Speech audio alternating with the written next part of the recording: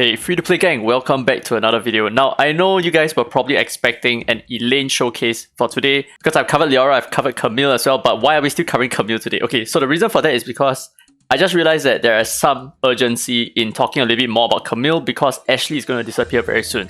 So right now, there is 2 days left on her banner, but when you are seeing this, there's probably like 1 day left. Okay, but in terms of Dislyte, it's still going to be 2 days left. But due to the urgency in this video, I decided to put this before the actual Elaine video comes live. And of course, some of you guys might be also wondering that why do I just upload both videos at the same time? And the reason for that is because if I do double uploads, they don't tend to get reach. Because people might not actually notice that I've uploaded something. They may just have the notification for the first video, for example.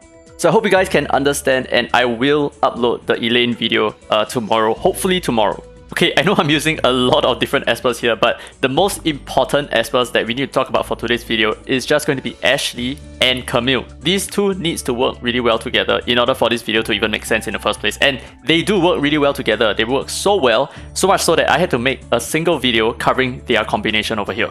Oh, and before that, quick shout out to Agni and Jinjiro from my Discord server. Huge thanks for raising up this combination. Now let me explain the rest of the support here. Unas is just here to push my AP because I need it. Abigail is just here to simulate an R6 Camille. Alice is just here for the initial attack buff. That is all. Alright, so let's just take a look at how this works, right? We push our AP up because we need it, and now we are going to land our first third skill, right? It's going to look something like this, but what you notice is that we have Ashley here with 3 Rainbow Bridges stacks. So when we use our third skill and we crit, that's going to trigger the Rainbow Bridge to move 1 time, right? Take a look at that. Boom. There you go. We did have some of the Rainbow Bridge true damage, and that's why Ashley has 2 more buffs left. But if we are at R6, we're going to gain a new turn, like so. And when we attack again, we are going to trigger the Rainbow Bridge again. Look at that. That is a really good nasty combo, I think.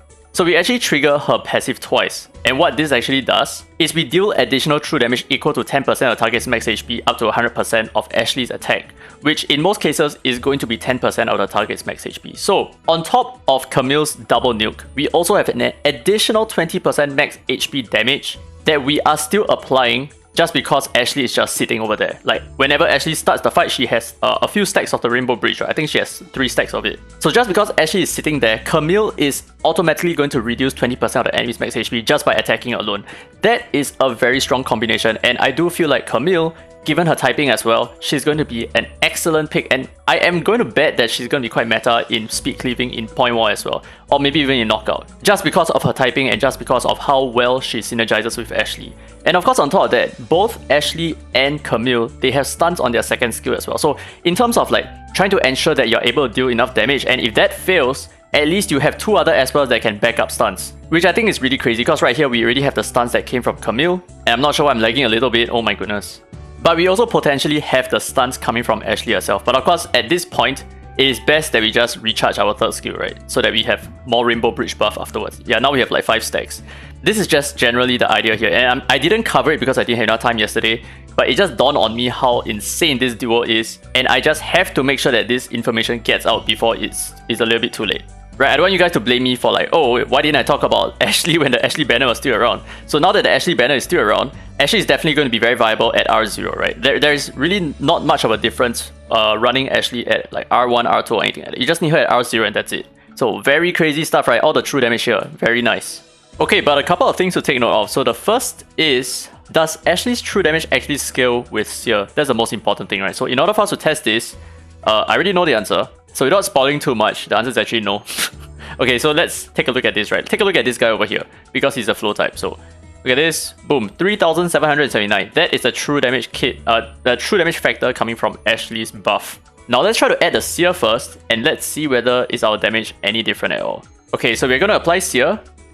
Alright, we got the Sear here, and we did 3,700 plus, but you know what? Some of you guys might think, okay, that's because her true damage came before the Sear debuff, maybe, right? So let's attack again. What you notice is 3,700 plus, right? Do you see that? So what this means is Ashley's true damage cannot scale with the Sear, which is kind of sad news, but I don't think it's going to be that bad, right? So it's still always going to be 20% of the enemy's max HP. I mean, that's assuming that your Ashley has a lot of attack power, which most of the time that is probably going to be true. Now, next thing that I wanted to mention is, take a look at her second skill, right? It says if the target is afflicted with bleed, applies bleed damage immediately, but this can actually still be resisted, and you can also miss. So for example, take a look at this Esper over here.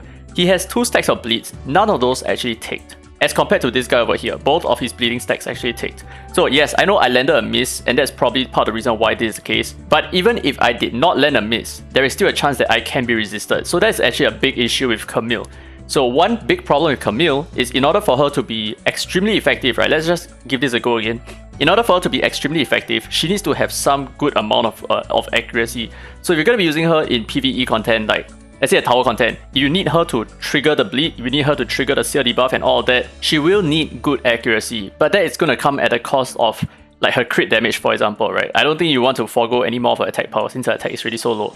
So let's take a look at this again. Hopefully we get to see it get resisted. So there's a bunch of bleeding stacks here, right? We got double bleeds everywhere. Very nice. Now let's take a look at our second skill.